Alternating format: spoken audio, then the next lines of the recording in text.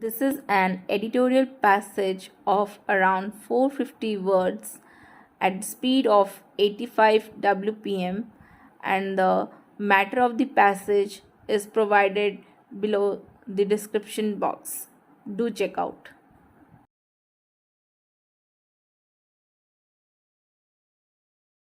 The pandemic's second wave may have subsided, but hopes of a smooth rebound in the economy, in tandem with easing restrictions, remain muddled, with the inflation numbers for May compounding the problem. The soaring pace of rising prices, both retail and wholesale, in the month that saw widespread lockdown like restrictions has come as a negative surprise. Inflation based on the wholesale price index is reckoned to have hit a 25-year record of nearly 13%, while retail inflation touched a 6-month high of 6.3%. While runaway fuel prices that include high excise duties and taxes were a key factor in driving up both the inflation indices, they were not the only ones at work. Retail inflation in food hit a 6-month high of 5% from barley, 2% in April, with pulses and eggs as well as edible oils leading the surge. Fuel and light inflation hit 11.6%, the highest in over 9 years, and no respite is in sight on this front as pump prices for petrol raised past rupees 100 a litre in even more parts of the country this month. Diesel has also crossed the century mark in Rajasthan's Sri Ganganagar, where freight costs add up on top of state and central taxes.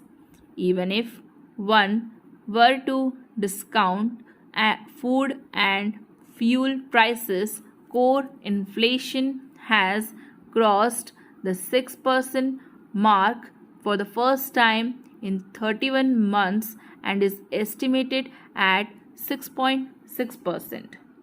Reacting to the April retail inflation print of 4.3% after averaging a steep 6.2% through 2020-21, the RBI governor had remarked earlier this month that it brought some relief and elbow room for sticking with growth supportive policy. If anything, May's inflation prints leave no such room for maneuver. Though the bank's monetary policy committee may not switch away from its dovish policy, no further easing of interest rates can be expected at these price levels. Most economists expect inflation to remain higher than the average 5.1% estimated by the central bank for this year. If the government wants the RBI to persist with its accommodative approach to facilitate growth, it must take some actions of its own to curb price rise, including meaningful cuts in fuel taxes that the RBI governor has been advocating since February. So far, it has only obfuscated the issue with arguments ranging from the states should cut taxes first to let's bring petroleum products under GST, and the latest claim by the petroleum minister, who admitted that the prices are problematic but the government is saving money to spend on welfare schemes and buying vaccines.